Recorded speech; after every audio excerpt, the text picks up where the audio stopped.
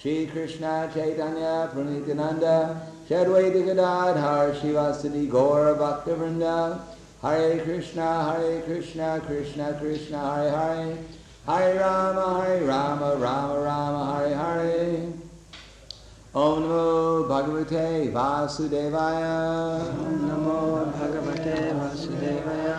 Om Namo Bhagavate Vasudevaya. Om Namo Bhagavate Vasudevaya. Om Namo Bhagavate Vasudevaya.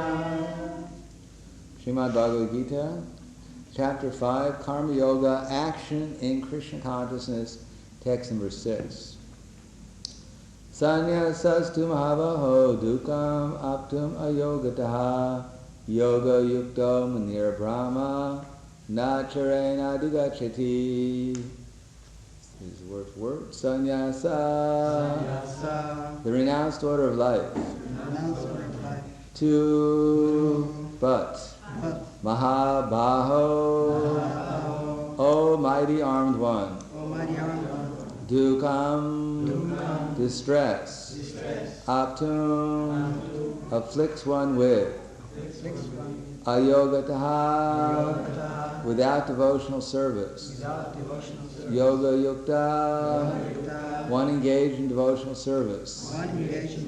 Muni, a thinker.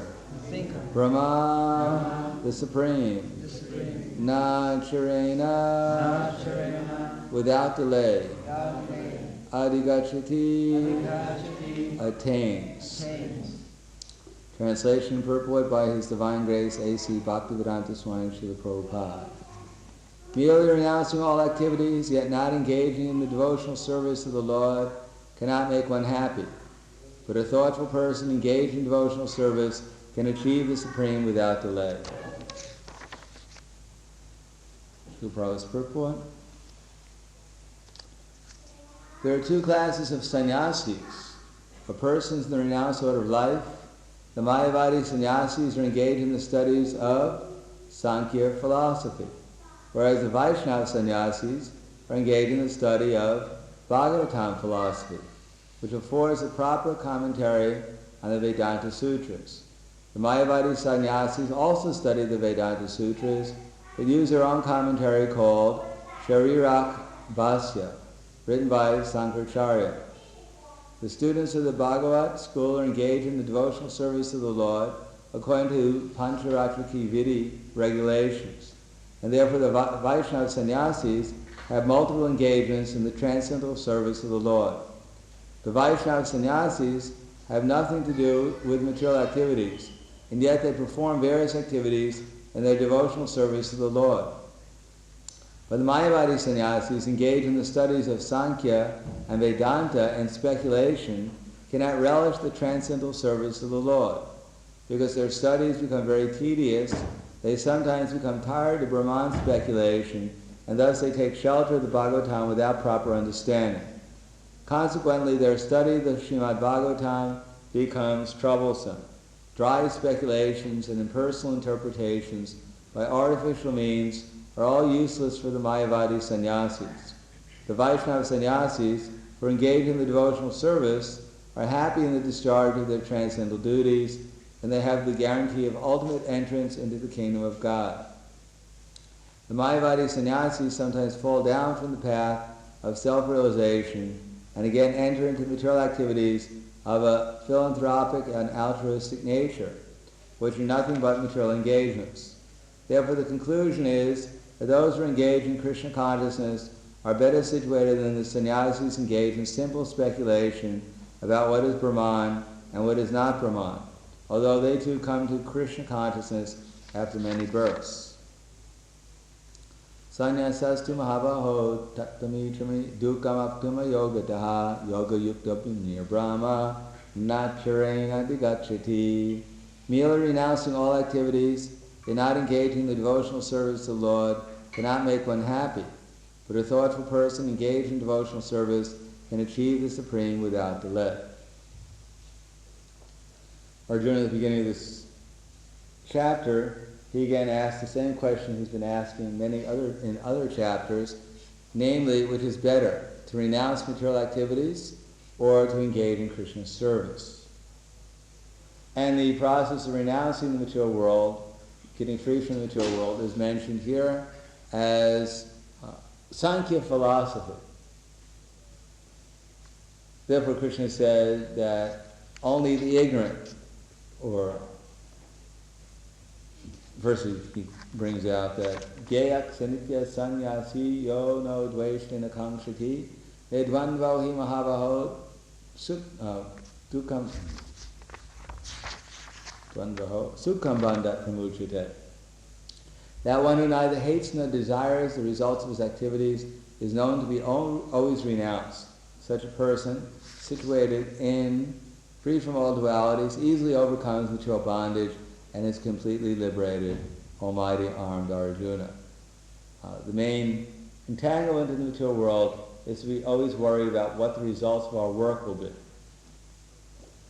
That, generally speaking, in the material world, everyone is hankering for what they don't have, and they're lamenting over what they lost. Therefore, the mind is always disturbed in the material world, and because the mind is always disturbed, the soul is not aware of itself.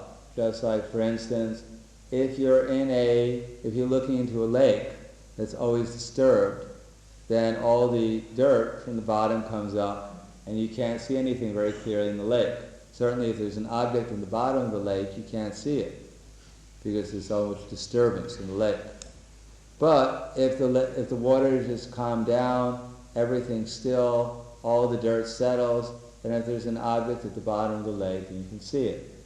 Similarly, if the mind is always agitated due to hankering and lamentation, then it's very hard to understand oneself or anyone else or anything else very clearly. One who hates nor desires the fruits of his work, then he's free from the dualities. Now, because we have this body, we're very concerned what will happen to the body. Of course, as we all know, there's no reason to be concerned because we know already what's going to happen to the body. The body's going to die. Therefore, the worst thing that can possibly happen to the body is guaranteed to happen. Whether it happens today, or it happens in 100 years, or even if we have the lifetime of Brahma, 411 trillion, 40 billion years, still it's insignificant compared to eternal time. Eternal time, which is unlimited, inconceivable, that compared to 411 trillion, 40 billion years is not even a fraction of a moment in eternal time. So what to speak of our short duration of life? We'll only have this body for an insignificant amount of time. And although we're very concerned what's going to happen to the body, whether or not it's going to be too hot today or cold, whether we're going to get enough to eat or we won't get enough to eat, we'll get too much to eat, whether so many different dualities in the material world that we're concerned about, happiness and distress, heat and cold, honor and dishonor, but whatever happens to the body is only going to happen for a very insignificant amount of time. Therefore, one who's not concerned about these things, but one is concerned about transcendence, namely Krishna consciousness, then one becomes free from the dualities. If the consciousness is focused on something different, then in spite of the fact that whatever the body may go through, one becomes tolerant. And if one is tolerant, then one can focus one's consciousness, one's attention on Krishna. But there's another way of doing it, Sankhya Yoga Pritad Bala Pravadanti Napandita. The Sankhya Yogis, they learn tolerance. They don't learn to fix their mind upon Krishna, but at least they learn tolerance for the dualities of material existence, thinking that they're Brahman, why should I worry about the body? And after going through Brahman, trying to understand and realize Brahman, it says, Dukkam Aptuma Yoga Daha, because they don't fix their mind upon Krishna, they don't become satisfied or happy. They may become free from the dualities of material existence, and therefore they don't become unhappy in one sense, because they're no longer suffering like we are here in the material world. If one is for a little while, the bills are paid, the children got good marks at school, I don't have any major bodily discomfort, then I think I'm in bliss. And then someone rings up and tells us that your store got robbed, and then I'm in complete anxiety again, or that your child hit another child down the block, and there was a big fight, and so we're completely in anxiety again. For one moment we were in bliss due to the fact we had no problems for that moment, and then so many other problems arise, and we're in anxiety again, trying to figure out how to solve them. And there is a list of 15, 20, 100 things we have to do next week, so we won't be in a situation of anxiety. The bills have to be paid, the taxes have to be paid, the house has to be paid, the house has to be cleaned, the neighbors have to be satisfied, we have to go downtown to pay our parking tickets, so many things to do. So we're always in anxiety that we can fulfill all our obligations, and meantime, time is ticking away, the body's getting older, and finally we're nearing the end of the body, and we don't know where we're going. Therefore, simply to understand that we're not this body is a kind of happiness compared to the suffering of material existence, but it's no positive happiness. Just like when a criminal previously used to be chastised, they used to put him underneath the water. And so he would be drowning for some time, gasping for breath, and then suddenly he'd be brought up and he'd think, so nice up here, so blissful. And then he'd be brought down again, suffering, trying to breathe, drowning in the water, gasping for breath, and then suddenly he'd be brought up again. So wonderful up here. But it's actually not so wonderful. It's simply the absence of the misery that one was previously suffering. The Mayavadis, trying to get free from material misery, may experience a degree of freedom from suffering, but only the devotees who are actually absorbing their minds in the name, form, quality, and pastimes of Krishna can experience positive happiness, because Krishna's pastimes are full of joy and pleasure, and they go on perpetually. And they're full of wonderful experiences, full of variegatedness, different exchanges of love between Krishna and his various devotees, and they're ever increasing in happiness and adventure and all the other good qualities of his transcendental pastimes. Therefore, the devotees who absorb their minds in such activities and who can use their bodies and minds and intelligence and words, even in this material world, they find great transcendental happiness in any situation. Therefore, yoga yukta munir brahma nacharena digachati sanyasastu mahavaho tattvam dukam aptuma yogataha yoga yukta munir brahma nacharena digachati. And very shortly, by engaging themselves in Krishna service, they go to the Brahman platform, the spiritual platform, where they enjoy with Krishna in a variety of pastimes. So, therefore, this is what's recommended here. Not simply to renounce work, try to get free from the miseries of life by trying to give up the attachments to this material existence, but to become attached to Krishna and Krishna's service. And that way, when the mind is absorbed in Krishna consciousness, one feels great transcendent pleasure in any circumstance. And therefore, it's much easier to stay absorbed in Krishna consciousness than it is simply to try to renounce the material world, which generally does not work. Yanyaya ravindaksha vimuktamaninas tvayasta bhavara avishuddha buddhaya aruya krits chena param padam hatha patanyana dandarita yushmaram graha. Because even great sannyasis who renounced the world went to Brahman, merged themselves in the Brahman effulgence. They got bored after some time. And they came down again to the material world, and they opened hospitals because they had nothing else to do. So what does a person who supposedly realized Brahman, what does he have to do with opening hospitals? But anyhow, because they didn't get the attraction, they didn't become attracted to the lotus-eyed personality of Godhead, therefore they had to come down to do mundane welfare work. And therefore try to help the other persons like themselves who are suffering material existence in ignorance of their relationship with Krishna. The conclusion is that the only real happiness that one can find, the only real solution to our problems of material existence, is to become Krishna conscious by engaging in Krishna service. And that, here it mentions that we can do that by studying the Srimad Bhagavatam.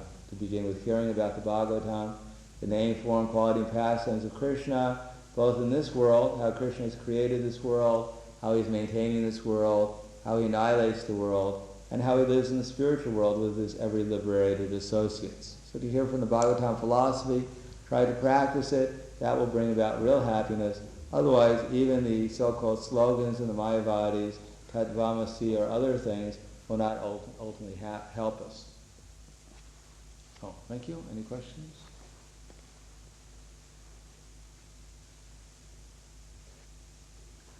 Yes. Before it was mentioned, as the Mayavadi studied Sutra, Yes. from a commentary from Sankarsana. Like to this, the Mayavadis not acknowledge the Srimad Bhagavatam because it's the nature commentary. Yes, but they're envious of Krishna. So why should they acknowledge Krishna? We've come to the material world because we're envious of Krishna. And we're trying to imagine ourselves to be the laws of the material nature and its enjoyer. And when we can't enjoy the material nature, we realize we can't lord it over the material nature, we can't enjoy it here. Therefore we make an attempt to go to the spiritual world and try to become the laws there. So the Mayavadis, they don't like Krishna. That's why they're called Mayavadis. They don't want to hear about Krishna, that he's God, because they themselves want to become God. They want to continue their illusion into the spiritual realm. But in the end, Sankarsana mentioned that Narayana's not just material world, it's not a... Yes, but they may have some other understanding. Actually when Narayana says Narayana Paro Vyaktat, that Narayana is beyond the material world, it doesn't really mean very much to the Mayavadis. Because they think that Narayana is the creator of the material world, but that's ultimately Narayana is coming from in the impersonal Brahman. So when the impersonal Brahman wants to have pastimes in the material world, it manifests itself first as Narayana. And then Narayana creates the material world. So they think Narayana is just a product of illusion. He doesn't really exist. But somehow or another, when illusion decides to create the material world, it first creates Narayana, it then creates further illusions. But it's all an illusion, so it doesn't really make any difference. So Prabhupada sometimes cites Narayana Paro Vyaktat, that Narayana is above the manifested creation, but to the Mayavadis that doesn't really mean anything.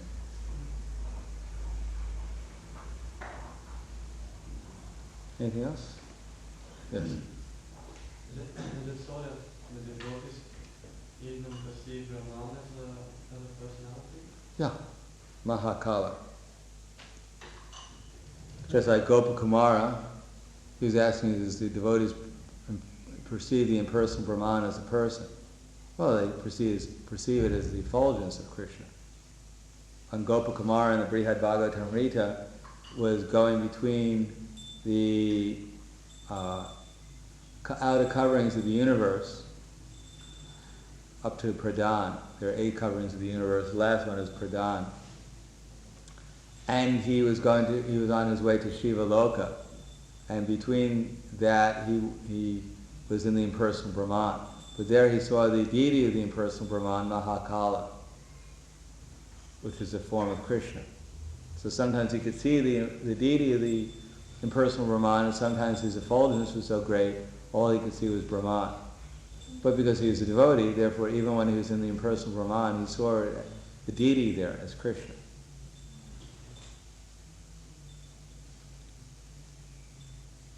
Devotees even sees Krishna in any circumstance.